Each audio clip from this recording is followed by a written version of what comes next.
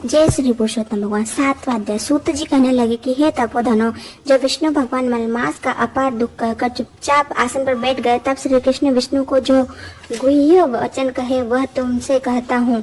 श्री पुरुषोत्तम बोले, हे विष्णु, आपके बहुत अच्छा किया जो मलमास को हाथ पकड़कर यहाँ पर ले आए। इससे लोक में महान कीर्ति पाओगे। जिसको तुमने स्वीकार किया उसको मैंने भी स्वीकार किया। इसको मैं अपने समान ही करूंगा। गुण, कीर्ति, अनुभव, छंदो, ऐश्वर्य, पराक्रम, भक्तों को वरदान देने वाला, मेरे समान सभी गुण इसमें होंगे। जैसे मैं लोक में प्रसिद्ध हूँ वैसे ही यह भी पुरुषोत्तम नाम से विख्यात होगा। जो गुण मुझ में है वही मैंने इसको दिए। हे जनार्दन, तुम्हारी प्रशंसा के लिए मैंने अपने सभी गुण इसको दे दिए और मैं ही इसका स्वामी हूँ।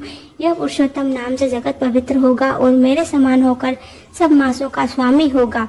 अब यह जगत को पूज्य, जगत के नमस्कार करने योग्य, पूजनीय होगा और पूजने वाले के दुख दरिद्रता का नाश करेगा।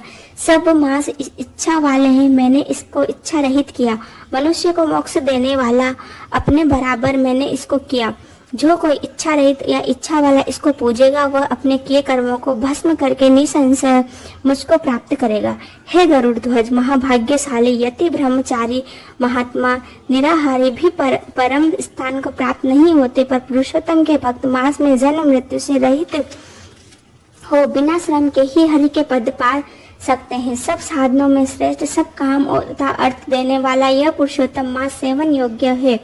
जैसे हल से बोए हुए बीज करोड़ों गुना बढ़ते हैं, वैसे ही पुरुषोत्तम मास में किया हुआ पुण्य कोटि गुना बढ़ता है।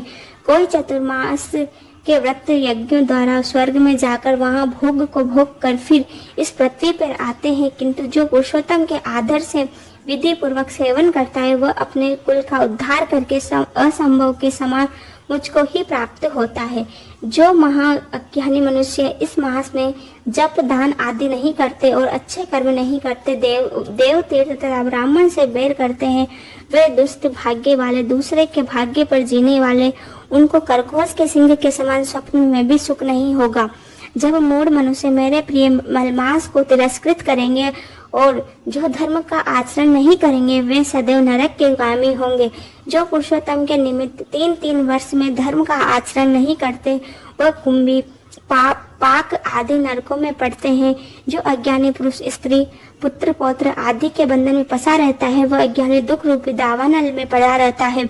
जिनका अज्ञान से मेरा प्रिय अत्यंत पुण्यवान पुरुषोत्तम मास बीत गया, उनको कैसे सुख प्राप्त हो सकता है। श्रेष्ठ भाग्यशाली जो स्त्रियां पुत्र सुख सौभाग्य के लिए पुरुषोत्तम मास में स्नान, दान और पूजन करेगी, उनको मैं सौभाग्य, संपत्ति, सुख, पुत्र दूंगा।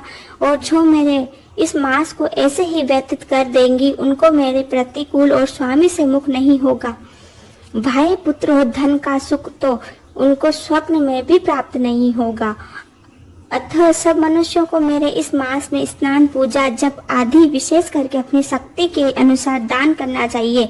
जिससे भक्ति और श्रद्धा में से पुरुषोत्तम मास में मेरी पूजा की, वह धन तथा पुत्र का सुख भोग कर अंत में मेरे गोलोक में वास करेगा। मेरी आज्ञा से सभी मनुष्य मलमास को पूजेंगे। मैंने सब मासों में उत्तम इसको किया, इसलिए हे रमापते, तुम चिंता छोड़ दो, पुरुषोत्तम मास को लेकर वैकुंठ को जाओ।